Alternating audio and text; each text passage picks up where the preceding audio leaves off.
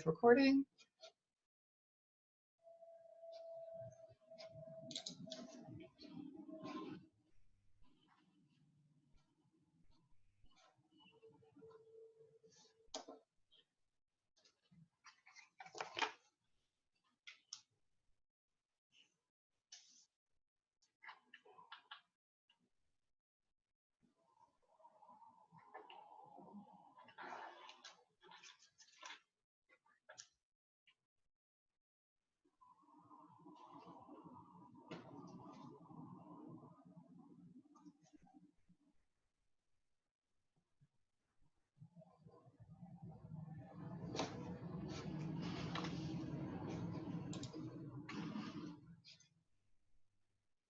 Good afternoon, everyone. I'm so sorry for the delay in launching the webinar. We are just dealing with some technical difficulties as we try to get this streaming to our Facebook Live page.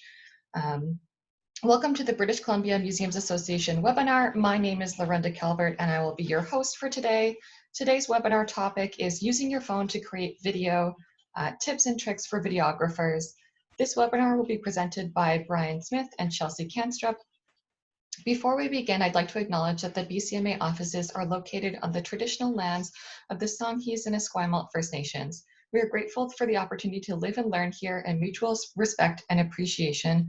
We also recognize the traditional lands of the many nations across British Columbia where the work of the projects described in this webinar has been carried out. I'd also like to acknowledge and thank our webinar sponsor today, Lucidia. Lucidia is a software solutions company based in Richmond, BC. They develop collections management software systems that are suitable for libraries, archives, and museums, both large and small. Lucidia's motto is, redefine how knowledge is shared, which is quite fitting for a webinar sponsor. We thank Lucidia for supporting BCMA as we seek to share knowledge through our webinar series. As I mentioned, I am Lorenda Calvert, your host for today. I am also BCMA's programs coordinator. I have been with the organization for only a month now, and this is only my third webinar, so bear with me if there are any technical challenges. If you're experiencing technical difficulties, please do email our office. Vanessa, our operations manager, is standing by to assist. So a bit of housekeeping. Before we begin, if you are reading this slide and hearing me talk, you are doing great. If you can't, don't shout at your screen because we won't be able to hear you. Simply use the chat feature at the bottom of your screen. It may be hidden, so if you hold your mouse either on the top or bottom of your screen, the feature menu should emerge. Use the chat feature to ask questions or make comments. I will read your comments or questions out to the host. Please do save them for the end as there is a good question and answer period reserved at the end of this presentation. That said, there will also be time, I just repeated myself, excuse me. This month's presenters are Bryan Smith and Chelsea Canstrup. Bryan and Chelsea are a husband and wife team who run Paper Heart Films, an award-winning videography company based in Victoria, BC. They specialize in story-driven films for small businesses and nonprofits. They've recently launched a DIY with help video service to help small businesses create and share video with commonly available tools. Prior to working in film, Chelsea worked in the nonprofit sector in fundraising and donor relations, and Bryan has worked for over 10 years with museums, archives, and galleries, and now runs Accession, a consulting company that provides design thinking and strategic planning services for culture sector organizations. Previously, he worked as an instructional designer, helping teachers plan and develop online education resources. Bryan and Chelsea, we're so grateful to have you join us here today. Thank you so much for joining us. And now over to you. I'm going to mute my mic and stop sharing my screen. Excellent. Thank you, Lorenda. I am going to unmute my mic and start sharing my screen. So let's give this a shot here. Well, thank you, everybody, for joining us today. We're going to spend about 40 minutes talking today. I know we started a little bit late, so we'll try and get through things as quickly as we can here, while also making sure we get all our information out. And then we'll hope to spend about 15, maybe 20 minutes at the end here answering any of your questions. We want to acknowledge before we start that we're presenting from our home on the traditional territories of the Songhees and Esquimalt First Nations. We're very fortunate to be healthy and safe right now, and we hope that everybody who's tuning in is also staying healthy and safe. And we want to thank the BCMA, especially Ryan and Lorenda, for having us here. And thank you for tuning in. It's great. It's great to be able to reach out to people and hear other voices that are not just our own this time. So yeah, as I said, we'll dig into our topic in a little bit. I'm going to provide kind of a brief overview into how and why you might decide to be making videos right now. Then we'll talk about preparing to shoot your video, especially with a phone, and we'll provide some tips and tricks for doing that. But before we get in there, let's think about kind of the big question: why create video? It can be really tough. The process can be super overwhelming. The technology can be frustrating, and it's time consuming. So, why now, especially, why spend time on it? And I think for me, and probably for everybody, the answer is a little bit different. But for me, I think we're all seeking to engage our audiences online right now. And that's not new. We know that everybody's been trying to do that for a long time. But what is new, of course, is our circumstance. We're all stuck inside, and museums and galleries, cultural organizations are competing for the attention of your viewers in this online space, and then competing against things like Netflix and Disney Plus, these big streaming services. So how do you get your message out there while all this is going on online? And I think the good news there is that video can be a great tool to do this. It's a great way to bring people into your gallery, to bring people into your space, and let them experience what you have to offer in a whole new way. The bad news is that professionals like us, we're stuck at home. We can't come to your galleries and make those videos for you. So kind of the in-between option right now is that you can create these videos yourself using the tools you have at home. And the really good news there is that likely you probably have the tools you need to make awesome videos. Most phones have awesome video cameras, and there's a lot you can do to enhance the quality of your video just by using your phone kind of the right way. That's not to say you shouldn't bring professionals in when you can to make videos. Larger videos, promotional projects, videos where that super high quality is really key. We still obviously recommend bringing professionals in, but there's a lot you can do in-house now and in the future. So thinking about kind of what those videos might look like, we were brainstorming some ideas, and some of the ideas we came up with were, say, videos for a blog, maybe a daily update video, or something that goes out in your e-news. The kind of video that might be maybe a minute or two, has just a couple of simple angles, but can still be really impactful. Maybe this is an artifact feature, where you talk about one artifact and highlight that piece in your collection. Maybe it's a behind the scenes where you are talking about what your collection space looks like. Maybe it's an appeal to your donors, or maybe it's a how-to video where you're instructing your audience how to do something. Or maybe you just want to feature the staff in your organization.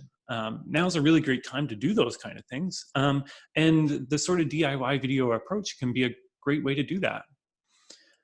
So I want to take just a short pause here and ask you to think, what kind of video would you like to create? What kind of video do you think you want to create right now? What do your viewers need to know? What can you safely create from your own home? Is there a topic you've wanted to explore and share for a long time, but haven't had the time to do it, and now might be the right time? So just take a moment, and if you have a pen and paper, write that video idea down. And if you want to share that in the chat, please feel free. It would be great to kind of explore the other ideas that everybody else has. So I'm going to pause for just 5 seconds. Take a moment to write those down.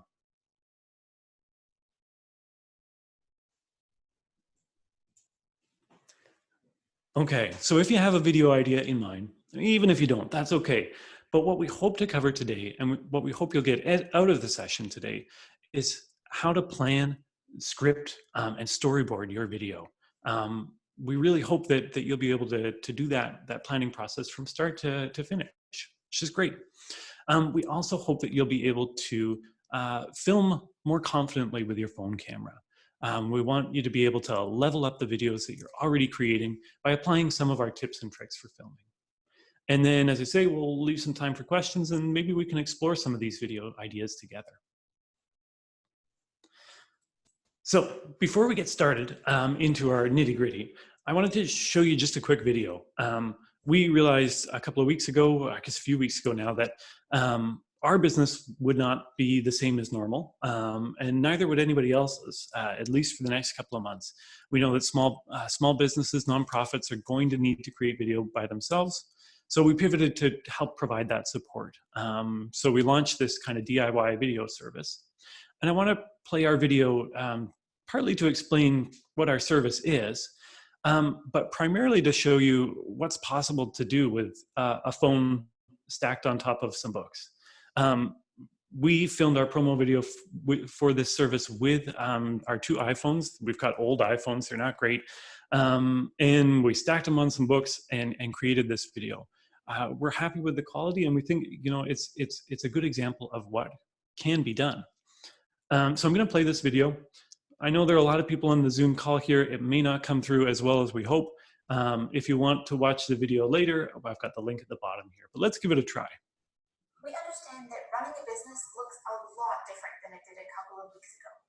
You're having to reach clients in new ways, and often that means creating videos to post online. We also know that making videos isn't easy. We've been doing this for 10 years, and we know that the process can be overwhelming. From the scripting phase right through to the editing, creating videos to share with your clients is really important right now. But professionals like us are stuck at home. So that's why we've created a do-it-yourself video service to support you in your video creation. We're offering online consultations where we'll walk you through using what you have at home to create the best videos possible. If that's not enough, we're also offering editing services. We'll set you up with a shot list, you'll shoot it, and then we'll make it look awesome. You don't have to have professional equipment at home to do this. We're shooting this on iPhones right now. So check out our website, send us a note, and let's start creating.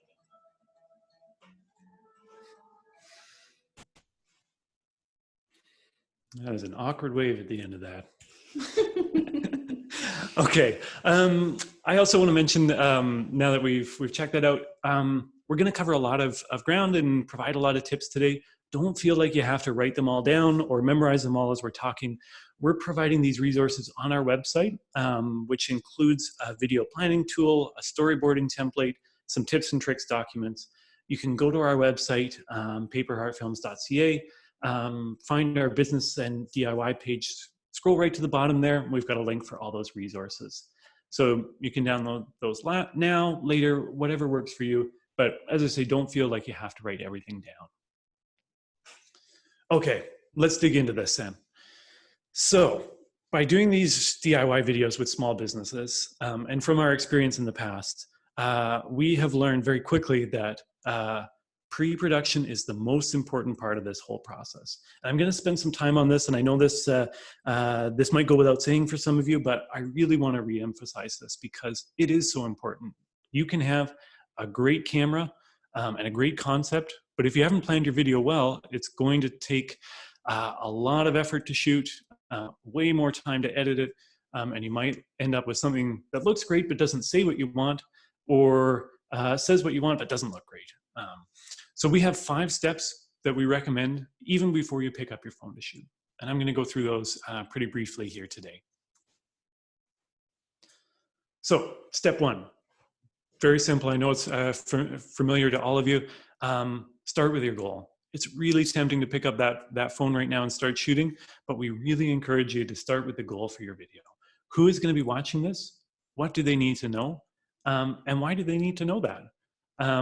After reviewing this video, what should your viewers know or want to do or be able to take action on? This is so important, and it's something that we can come back to as we're creating our storyboard or creating our shot list and check in about, are we still on the right track? Are we still got all our goals there? Now, one of the resources that we've got up on our website is a DIY film planning tool. It's a brief canvas that will help you plan those things. As I say, feel free to go to our website and download that. We'll put the link up in the chat, and we'll share it a little later in the presentation as well for anybody who missed it. Step 2, consider your platform. So where are you sharing this video? And what restrictions does that platform have? Platform can have a big impact on the length, style, and approach you take in your video. and each platform has its own restrictions. I don't want you to be constricted by a platform. Don't let it limit your creativity, but do keep it in mind. For example, Instagram feed videos have a maximum of 1 minute in length. So if you're planning on sharing your video there, can you cover your topic in 1 minute? The other thing I encourage you to think about here while you're thinking about your platform is where else can you share this video? If you're creating a video for Instagram, could you also put it on your YouTube channel or on your website, maybe on your Facebook page? Or maybe even when all of this is over and you've done a really awesome video on this one artifact, could you have that playing in your gallery right next to the artifact? I think video takes some time to create, and it takes some time to create well. But if you're going to spend that time, why not make this available on as many different platforms as you can? So, step 3, refine your story. Now, I encourage everybody to think about this like writing an exhibit panel or an artifact description. It's great to be concise and really think about what story you're sharing. Who, what, why, when, and how. Consider all those things, but don't try and cover too much. Think about, should this be more than one video? Could this be a series of videos? For example, if you're filming a video for Instagram and you only have 1 minute, well, that's about 100 words or so in your script. So what does your audience need to know? And why do they need to know it? Could you expand on that information somewhere else? I think generally speaking, we recommend, especially in a DIY video or kind of talking head style approach, 2 to 4 minutes is a good maximum. So what can you cover in that time limit? Step 4, write your script-ish. I generally, and this is my personal preference, I prefer to try and seem natural and not overly scripted on camera. It's great to be able to speak to your topic clearly and concisely, but not to have to look back at your script and repeat it word for word. So my process anyway, and this I think is different for everybody, is to write a draft, read it aloud, make some adjustments to make sure it's in my own voice, maybe time that and adjust, and repeat that until I'm pretty comfortable saying what I need to say. Somewhat comfortable anyway. Still takes me a few takes to get the video right. But I really encourage you to go through that process a few times so that you've refined it. Maybe have somebody else look at it as well. And step 5 in this pre-planning process, sketch your storyboard. Now, I think there's a misconception that a storyboard needs to look really nice. And this is a super cool one from one of the Harry Potter movies. This is gorgeous, it's great. And it's useful for a Hollywood movie, but not for the kind of things that we're talking about. The kind of storyboard that we're talking about for a DIY video really is just a sense of the angles and the shots you need to get. And listing those out will really help you when you actually pick up that phone and start shooting. It'll really help you figure out, okay, what is the shot I need to get here and how do I need to get it? So here's an example of what one of our storyboards looks like. I am not a good artist, as you can tell. But what we did with this video is we sketched out a storyboard with our clients. We sent this over to them as an example of the shots we needed them to get. And in the end, it was a really clear way of communicating the 4 different angles we wanted them to film from. It didn't have to look great. In fact, it's kind of hilarious that it looks terrible. The main thing is the angles are what we want there, and it was a good way to communicate that. All of this pre-planning process ideally helps you think out your video from start to finish. And at that point, you should be able to pick up your camera and feel really confident about shooting that video, knowing that you've taken the time to get all those things sorted out, written down, and planned out. We want to give our phones every advantage we can. Our phones are not, they have great cameras as long as we give them an advantage. If you are filming under less than ideal circumstances, it can look like you're filming with a potato. So we really want to set our phones up for success, and that's what's going to make it's going to take that video from being an okay video on a phone to a great looking video. Now, I should mention we've put up a link to our storyboard template on our resources as well. Again, that's something you can download online. So I think now that we've planned all this out, very briefly, the next thing is to then think about, okay, I'm going to pick up my phone. But one thing that we really encourage you to have in mind here is being realistic about the editing tools that you have available, if any. It might be a good time to try out an editing software and see what you can do with it. There are some great ones available for your phones, but that will really help you plan your shots, your angles, and it's something that's really important to keep in mind as you pick up that phone and start planning those shots.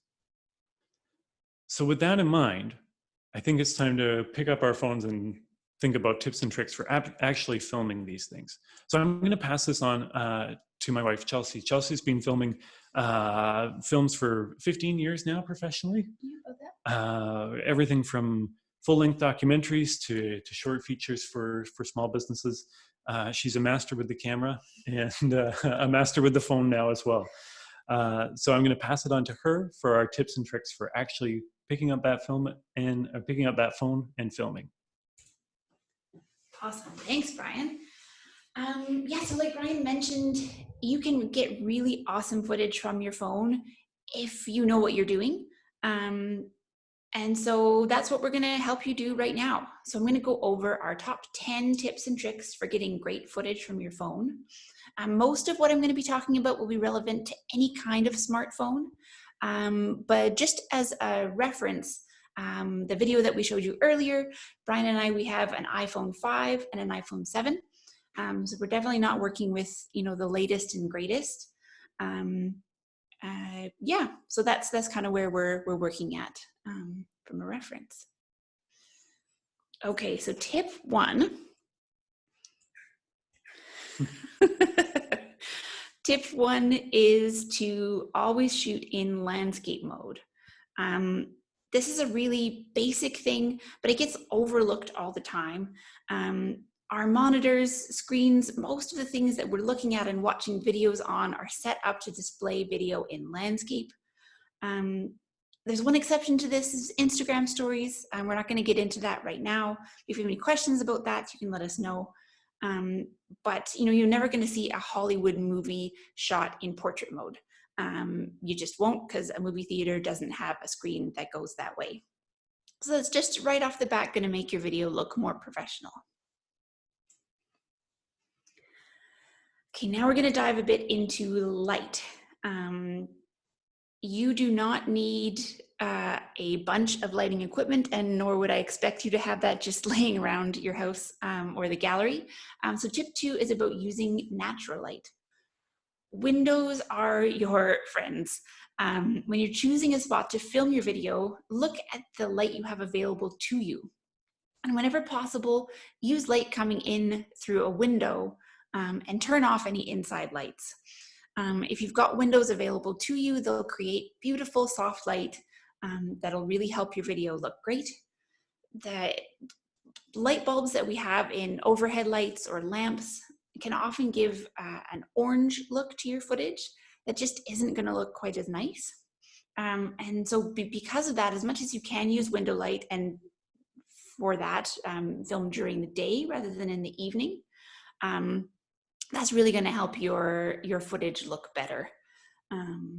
Yeah, so windows are awesome. Continuing on with windows and lighting, you do want to make sure that the light is behind the camera or your phone, so that your subject isn't backlit. And this is an example of something that's backlit. So you can see the phone is exposing for what's outside the window, which is really bright. And that means that our subject, this lovely flower arrangement, is really dark and you can't see it. So what you want to do is move yourself around so that you've got the window at your back and your subject in between you and the window. that makes sense. The window and you. You want the window behind you so that the light is facing forward. It's going to make it a lot easier for your phone, and you'll get that light on the subject. And the further back into the room, if you don't have other lights on, it'll get darker. And so that'll give you that definition between your subject and the background. Okay, so tip 4, this is something that I'm gonna be totally honest and say that I didn't know my phone could do until recently, is to lock your exposure. Now this is particularly on iPhones. I haven't looked into all the other different kinds of phones. I'm sure most of them have something similar to this, so something to look up if you're working with a different brand of phone. So your phone is going to be shooting in auto. It's going to try and make everything look as good as it can all the time. But that means that if light is changing, so clouds are going overhead, you've got something moving past your window, you're moving around, your phone is going to try to adjust for that automatically. You don't want to let it do that. Phones are smart, but those constant adjustments can be really distracting for a viewer, and they just don't look as professional. You know, when you're watching a movie, nothing is shot on auto. Everything is locked in, and that's going to make your video look a lot more professional. So on a phone, how you can do this is you want to take your finger and press it down on the subject until you get this little AEAF lock pop up. And so when that pops up, you'll see a little sun to the right of the box. And that, you can push that slider up or down to adjust the exposure. So if you push that up, everything's going to get brighter. If you push it down, it's going to get darker. And so just play around with the exposure until it looks nice to your eye. There's no kind of right or wrong here. You just want it to look nice. So you want the highlights, which are the bright parts or whites in your image, to not be blown out. So you don't want those to be, you know, really, really bright, where you lose the detail in that. But you also don't want the shadows to be too, I would call that crushing the shadows, so you don't get any details in that part. And again, it doesn't have to be perfect. And if you do have someone editing on professional software afterwards, like us, we'll be able to make slight adjustments. But the closer you can get this, the better.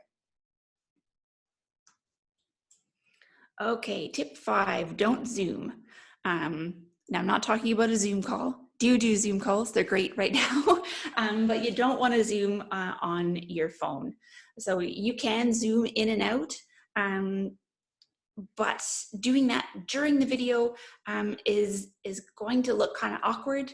And even if you're setting up that shot, you want to make sure that you're not zoomed in, because it is a digital zoom rather than an optical zoom.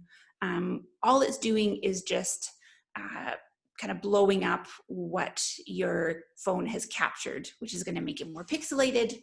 It's just not going to look as good. So it's much better to set up and shoot from multiple angles than it is to try and zoom in or follow the action as things are moving. You're going to get a much more professional looking result. Some videos you can just do in one shot. You know, if you're just talking straight to the camera and that's it, awesome. You can just set that up, talk, and then be finished. But if you're doing something like talking about an artifact, you might want to be talking and then show some close-up detail of that artifact and then come back to you talking. You can tell I want to go shopping right now. Getting different shots is going to make that look a lot better. Yes, it means you are going to have to do some editing afterwards, but it's definitely going to look a lot more professional. Okay, tip 6, you want to limit the camera movement. If you have a tripod with a phone attachment on it, awesome. That is definitely going to be your, easiest option. We have lots of tripods, but we don't have them specifically for phones. So if you don't either, that is totally okay. Now is the time to get creative. There are tons of things in your house that you can use to prop up your phone. In this example here, we've got a stool a bunch of books. And then I think that's like a little photo holder at the top, but we've used boxes with playing cards. All sorts of things can get your phone where you need it to be. If you have someone else that you're quarantining with and they can hold the camera for you, that's awesome. It'll help you be able to get that shot framed exactly how you want it. You want them to stay as still as possible, kind of like a human tripod. So a couple of tips for that would be to keep your elbows into your sides. So you want to have those elbows tucked in. You want your feet kind of hip width apart and to bend your knees slightly. As much as you can avoid it, don't do the selfie. Don't have your arm out holding that camera and looking back at yourself. That's fine for, an Instagram story, something that's going to just disappear within 24 hours. But if you're wanting a video that's got a bit more staying power, getting that camera set up somewhere is going to look a lot better. Okay, this is a little thing that is easy and yet also so hard to do, is to look at the camera. So when you're filming with a phone, it can be really tempting to look at yourself on the screen rather than look at the camera on the phone. If you're using the back camera on your phone, so most phones have a camera on the back where you can look, if you're taking a selfie, that would be the back camera, and a front camera. If you're using that back camera and you can see yourself on the screen, that's totally fine. If you're filming by yourself, that'll help you to get yourself lined up and make sure you're in the shot. But then once you've done that, make sure that you turn your eyes from yourself over to that camera. And you can see where the camera is on your phone. It's a little, just a little kind of circle. That's where the camera is. Yeah, a little thing, but it's going to make a huge difference. On that same kind of topic, if you have the option, if you've got someone else filming with you, again, who lives in your household, don't go out and grab someone that you don't know. Then using the camera on the front of your phone rather than the back will usually give you a better image quality. Generally, and again, I don't know for every phone, but generally that front camera is going to be better than the back one. They just make them that way. I don't know why. It's just how they're manufactured. So using that front camera is going to be better.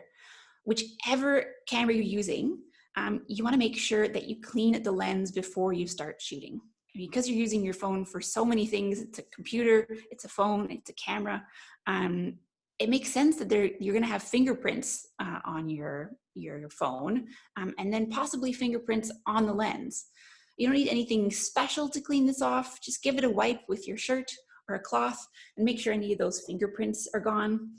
If you've ever gone to take a picture of something or a video and you've noticed it looks kind of hazy, it's probably that you have a full fingerprint over the camera. So that's an easy fix to just make that look as good as it can. Okay, background noise. This can be a tricky thing, especially if you're stuck at home or you don't have much of an option of where and when you're filming. So when you're looking for a spot to film, you want to be really aware of any noise around you. Obvious loud things would be like construction happening outside, someone talking in the background. In our case, it's often a cat meowing, but the less obvious things are like fans, air conditioning. Sometimes refrigerators can be really loud. The microphones on cell phones aren't great. They're good enough and you can definitely make them work, but you really want the most ideal condition that you can to make the audio sound awesome. Being in a big room, like a lot of galleries or museums would have, it's going to look great, but it's going to give you a lot of reverb and the sound quality can suffer. So that's something just to keep in mind when you do have options of where you're filming. Smaller spaces will sound better, and then just keeping in mind the sound that is around you. Try and make that as quiet as possible. Okay, we're on our last tip. So tip 10 is to use a microphone. So this isn't going to be something for everyone. For our DIY services, we do offer a little lavalier mic rental that we send out and drop off that really helps increase the audio quality, which is going to bring up the quality of your film. If you do happen to have one at home, maybe one that can plug into your phone, that's awesome. Absolutely use that. If you have one that can't plug into your phone, just keep in mind that you're going to have to sync up that audio with the video after the fact. Most basic editing software isn't going to be able to do this. So if you're trying to record audio and video separately, that'd be best if you've already done some video editing and have a software you're familiar with, Premiere Pro or Final Cut. If you've used those before and you're comfortable with them, that's awesome. That's totally something you can do. If you haven't heard of any of those words that I just said, maybe don't try and do that on your first time around. Whew, okay, I think that is all the time we have to talk about tips. 10 fast tips. 10 fast tips. And as we said, I should emphasize again that all went by fast. And we know that. That's why we've got those resources on our website. We know that all of these things, maybe they made sense as we rushed by them very quickly, but when you go and pick up your phone, you might think, oh, shoot, what was that thing that they said about this? That's why we put those resources on our website, so you can download our 10 tips, download our tips for creating a storyboard. It's there and available. Now, there are a couple of things that I want to mention that we didn't cover today in detail or at all. And one of the big ones is editing, of course. And there's a clear reason for that, and that is it's a whole other webinar in itself. Or maybe 2 or 3. Or maybe 2 or 3. It's not an easy thing to do, and there are 100 programs out there. We can recommend a few different ones if you're interested in that, that make it easy to edit video on your phone. But because there are so many different platforms, it's hard for us to say these are the easy things that you should always do. It would be a lot easier for us to gear those tips towards the specific program you're using. Another thing we didn't talk about, but is super important, is making sure that your videos are accessible. And the primary way we can do that is to think about having captions on your video, so that anybody who isn't watching the video with sound on, or maybe has a hearing impairment, can still access the content that's in that video. Now, there are some easy ways to do that. Both Facebook and YouTube have auto-generated captions. The computer just goes in, figures out what you're saying, and creates the captions on top. I really recommend you use those, but I really recommend that you go in and edit those captions to make sure that the computer got what you were actually talking about. They're pretty accurate, they're pretty good, but they're not 100% accurate. And it will really make your video look that much more professional if your captions are accurate. And finally, I want to put this out there as an option as you're thinking about video. It's possible to make your videos interactive. There are tools and ways to, say, embed a quiz in your video. You could create a video with a choose your own adventure ending. There are so many different tools to make your videos interactive. And while you're thinking about creating educational and engaging content online, these tools are out there and available. Again, it's a whole other webinar to cover those things. We wanted to cover the basics of starting to film that video today. But if you have questions about that kind of thing or those kind of tools, feel free to let us know. We can explore those a little in our question period, or shoot us an email and we can talk further about that. So that's a lot of detail. Maybe we can take some questions. We'd really love to hear what you're working on, and maybe hopefully we can provide some insight or tips. Thank you, Bryan and Chelsea. I'm just going to take over the screen right now. Awesome. Stop my share. There we go. Thank you so much. That was so interesting. That lock function was revolutionary for me. I'm excited to try that out. So thank you. That was incredible. Oh, am I too far? I was too far. So just for our participants, please use the chat window or the question and answer, and I will read them out to our presenters. Bryan and Chelsea, we have 2 questions already off the bat. One of the questions from Facebook is, do you have any tips for using lighting equipment? I'll pass that over to Chelsea. She's the expert. Yeah, I mean, gosh, that depends a little bit on what you know already. And what kind of lighting equipment you have. There's so many different options. But the biggest thing I could say, just kind of overall, if you're not a lighting expert, is just to try a bunch of stuff. So set up your phone, set up your lighting, and just move things around until they look nice to your eye. So there are lots of resources online about different lighting setups. Kind of the ideal setup would have 3 lights, a key light, a fill light, and a hair light. I could go on probably for an hour about what those different things are and how to set them up. But just as a basic, I'd say just move things around until they look nice to you. You want to try and not get any big shadows under your eyes. So having the light really low down is going to be not so great. If you've got one light that you're working with, having it kind of in front of you and off to the side a little bit and just a little bit above eye level is going to get you a pretty good looking shot. But feel free to send us an email if you've got any specific questions about that, about your specific setup that you have. I'd be happy to take a look at that for you. Thank you. We've got 2 questions here about editing, one from Celeste and one from Stacy. The one from Celeste is, do you know of any free editing platforms that someone could use to put their videos together? And the one from Stacy is, do you know of any iPhone 10 apps that would be useful for easy editing? Totally, yeah. The 2 that I would recommend right off the bat are iMovie and Adobe Spark. iMovie gives you a little bit more control over how you piece your shots together and what kind of tracks you can have in that. Adobe Spark is a little bit more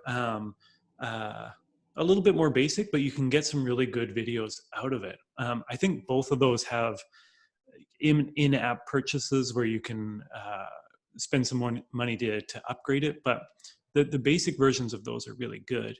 Another one that I've used is Adobe Premiere Rush. That's kind of like the mobile version of the full editing software that we use, which is Premiere Pro.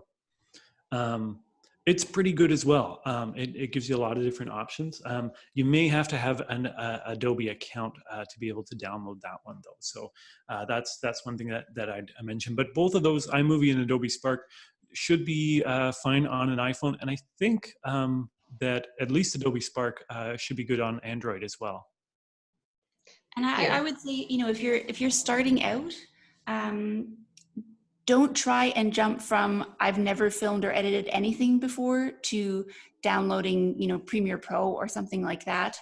Final Cut, the professional editing software. They're awesome. And once you know how to use them, they're fantastic. But that learning curve is quite steep. And if you're trying to just get videos out there, just know that that's going to be quite a learning curve. And so while these, editing softwares for your phone, they might be a bit basic, you might not be able to do as much. It's definitely, they're awesome. Like, they're not going to make the quality of your video footage look any worse. They're just going to have less features. And you really don't need most of those features for the kinds of videos we're talking about. Thank you. We have a question here from Facebook. Is there an ideal video length for attention span? That's a really good question. There has been some research on this, and what I would say is that it differs greatly from platform to platform, and from audience to audience. I would encourage you to start by looking at your own analytics and seeing if there are any drop-off rates in the videos that you already have up, if you do have videos. One of the studies that is out there suggested that educational videos, so videos for a class or a course or something like that, the ideal is about, between 3 and 6 minutes. You really start to lose people dramatically after that. but that's for educational videos. So in theory, those students should be watching those videos as homework. So the fact that there's any drop-off rate in those is telling. For marketing videos or kind of regular content on a blog, our sort of anecdotal knowledge is about 2 minutes, 2 to 3 minutes. But even then, we put out a video last week. It was a 1-minute video where in the first 30 seconds, the person explained the concept. In the second 30 seconds of that video, they demonstrated it. There was a dramatic drop-off in viewership at the 30-second mark. Because once people had got that concept, they thought, oh, okay, I get it. I can scroll on. So it really depends on that platform, on the audience and the kind of video you're creating. But generally speaking, I would say if you're writing your script and it's looking like it's going to be 10 minutes, that's definitely too long. And I think a good thing to do, and I'm a big advocate for try and try again, is do one at a length that you think would be interesting, put it up there, and then look at those analytics. And Facebook and Instagram and YouTube give really easy to find and read analytics, and see where people dropped off, and then use that to determine the length of your next one. Thank you. We have a question from Steph. What is the best tip for managing sounds of wind, especially during live videos? Ooh, don't film outside. That is a very good question. And wind is really tough. With the lav mics that we have a little wind sock that goes over it. So that helps with that. But if you're just filming on your phone, one thing that you could try, and it's a bit,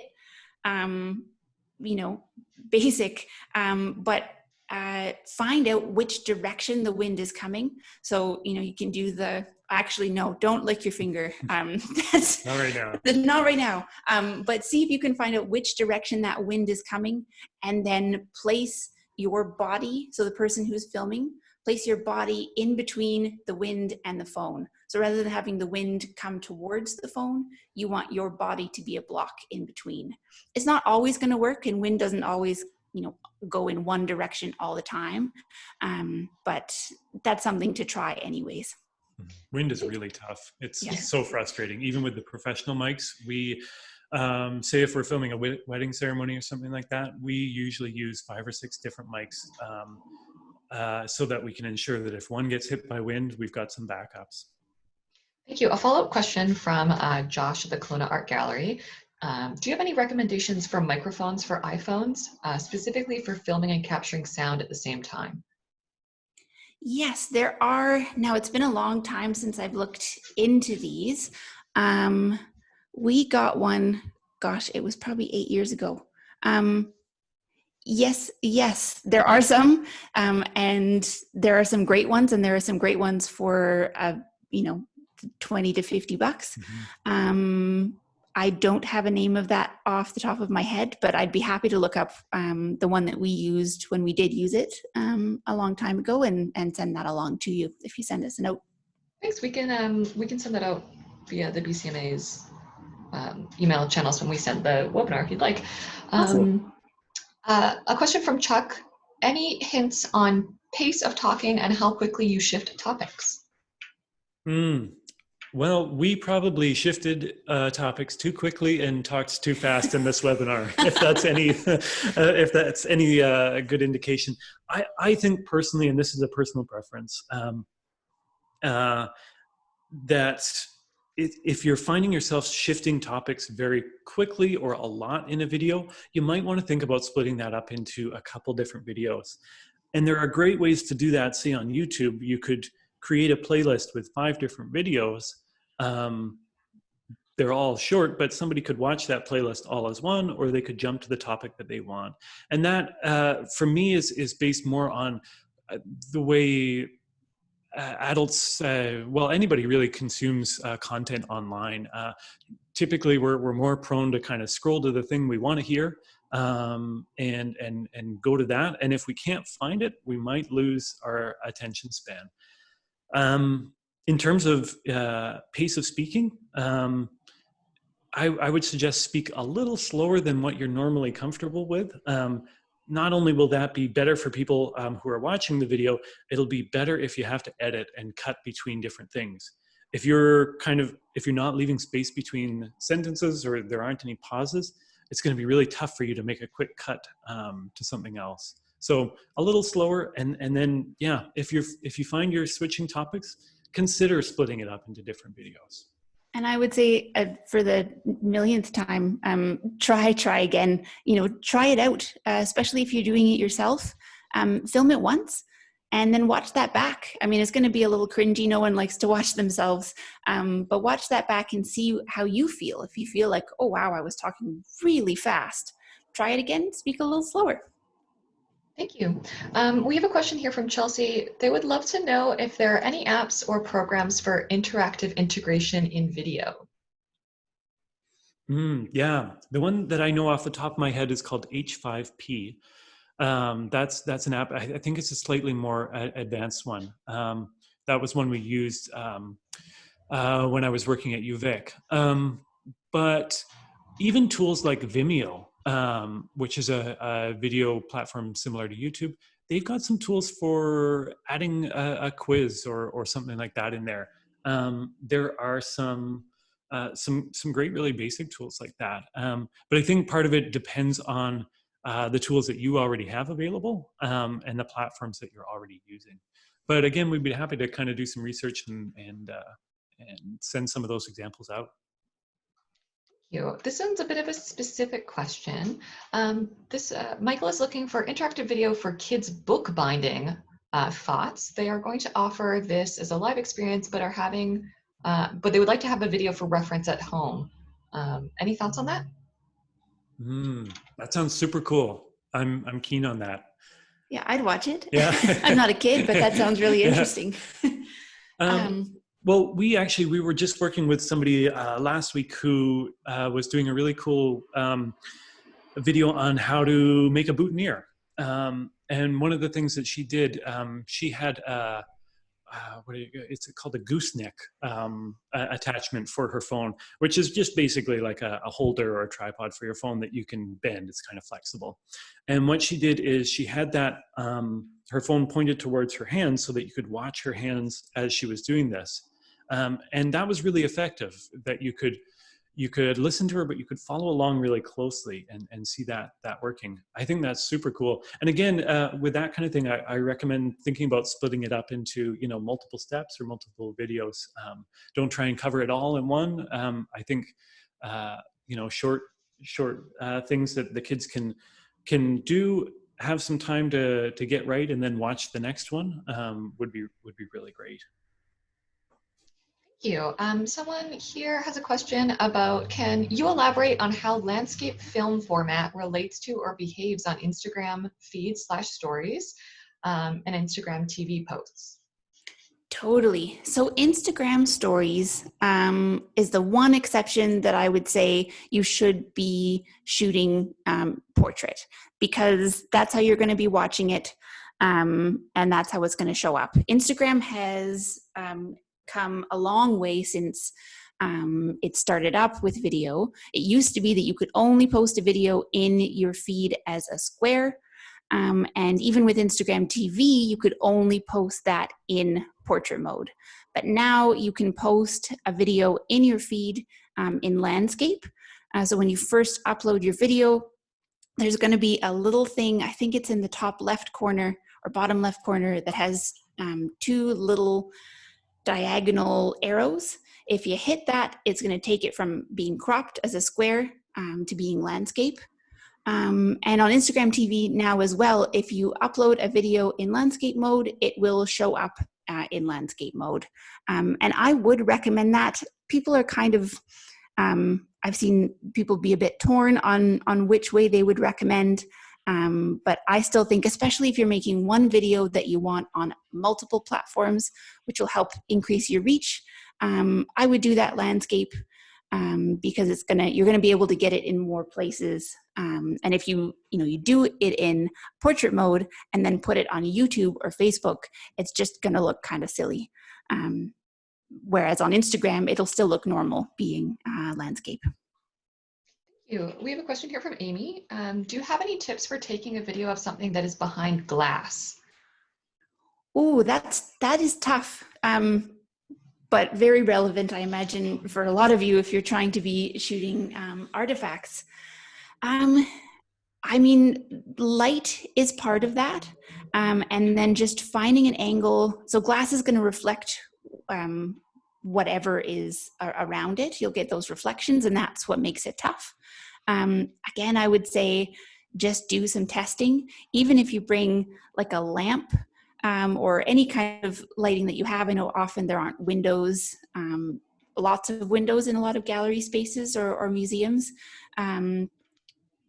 But yeah, just kind of moving your camera around until you find an angle where you don't get that reflection. Sometimes even putting your phone right up to the glass, and normally you wouldn't recommend to people coming through your museum and gallery to be touching things, but putting that phone right up to the glass, you're going to get rid of a lot of that reflection. And I think keeping your body in between the light and your phone, kind of like we mentioned earlier, that's a good way to block out that light that's going to create that reflection. And the more you can block that light, the fewer reflections and shadows, weird shadows you'll get. It'll create a more consistent and even lighting. Totally. Even wearing making sure you're wearing a black shirt or something that doesn't have a pattern or is really bright. That'll help that reflection. Just there's nothing getting in there, so that'll disappear. Thank you. We have a question here in regards to iMovie. They're saying that they hear a lot of things about Final Cut, but never software like iMovie. Is there any major drawbacks to using iMovie as far as professionalism goes? I don't think so. I think the comparison that I was thinking about earlier, it's like using, Canva instead of Photoshop to create graphics. Canva can do a lot, and you can get some great images and text panels and that kind of thing. Photoshop can do a lot more, but the learning curve is a lot steeper. So yeah, Final Cut and Premiere Pro are the industry standard, I would say, for professional editing. But there's nothing wrong with using iMovie. And in fact, for the sake of speed and efficiency, I would say that using iMovie on your phone, if you don't have editing software on your computer, it's going to be way faster and easier. And if you don't know what you're doing in a program like Final Cut, you're not going to be able to do any more than you would in iMovie anyways. I would say if you are wanting something that you can't do in iMovie, but you've never used something like Premiere or Final Cut, and you're just doing a few videos, in that case, I would say that it would be worth your time and money to find a service like ours where you can film it yourself, you can do all the pre-production, save yourself that money, but then have someone like us edit it. Those kind of things we can do in half an hour compared to you spending 100 hours to learn the software and then 5 hours to do a simple task. Thank you. We also have a question here in regards to sound, but they would like your thoughts on pairing music in the background of videos. They're thinking about making a DIY craft and would speed up the video during the process. They'd love to know your thoughts on if music would be a good supplement. Awesome. Yeah, I think that is a great idea. Things to keep in mind when you're adding music, especially if that music is going to continue under the speaking, which is totally fine. We do that in, I'd say, 99% of our videos. Use a song that doesn't have any lyrics. There's no singing, so that that's not competing with the person talking. And then just choosing a song that isn't too overpowering, or I almost want to say interesting. You want people to be focusing on what you're doing and have that music support it. And so we do a lot of choosing of music for our films. And things to keep in mind would be like, what's the feel of this video? Is it light and upbeat, or is it a little bit more serious? And then try and find a song that has that same feeling. And I would say to add to that, the one really important thing you want to keep in mind is copyright. There are lots of services out there that allow you to get music that you can license for pretty cheap. And a good site, for example, is called Soundstripe. It's a great site. Audio Audio Jungle is another good one where you can get these songs for very cheap, but you're supporting the artist and you're making sure you're not breaking any sort of copyright rules there. Tools like Adobe Spark have music options built in, so you can just select a song from their list. You don't have to worry about that copyright issue. They've screened it for you. So that's another reason to think about using a tool like that. Thank you. And one last question. And again, Bryan and Chelsea, I really appreciate you extending this just to make up for our technical difficulties at the beginning here. The question is tips for filming two people talking to each other, interview style. Yeah, that is a good one. So normally if we were filming an interview, we would shoot with a 3-camera setup. So we would have one camera, and you can do this with phones too. You can have one camera that has both people in the shot, and then one camera that's kind of off to one side and featuring just one of the people, and then the same thing on the other side. That would be kind of a more advanced, like you would definitely want someone editing that for you to cut back and forth. You could do that yourself as well, but it'll be a bit trickier to get it lined up. But yeah, I think generally in that case, if you're just using one camera or one phone, having them, facing each other and have the camera not too far away so you can see them both, but they're not both looking, directly at each other. You want them cheated a little bit towards the camera so that the people watching can still see their faces. But you can see them both in there. And I think right now there's a lot of leeway. I mean, people understand that we're not working with the tools and the resources that we had at our disposal 2 months ago, right? And so I think if the quality's not there, or you can't do that advanced setup that's 3 cameras, you can't get the sound quite right, don't let that stop you. I think that content is still so important to get out there.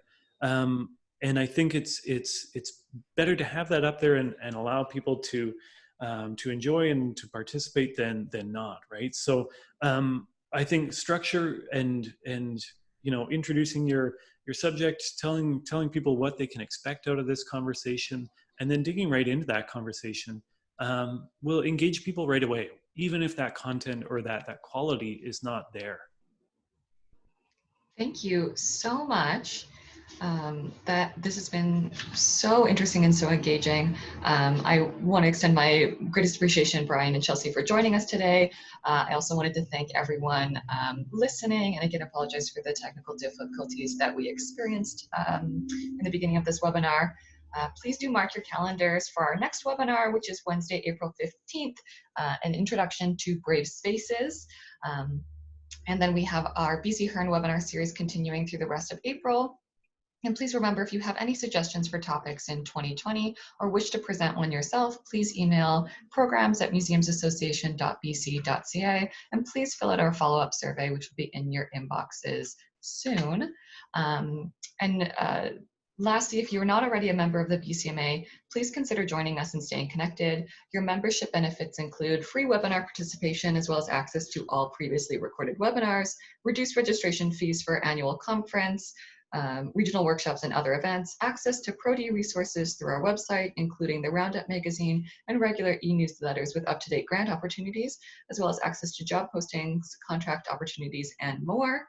And we will be sending out a recording of this webinar to all registrants for the session. And again, thank you so much to everyone, and Bryan and Chelsea for joining us. It was wonderful to have you. Thanks for having us. That was great. Thanks everyone for tuning in. Thank you. Have a great afternoon. Thanks, you too.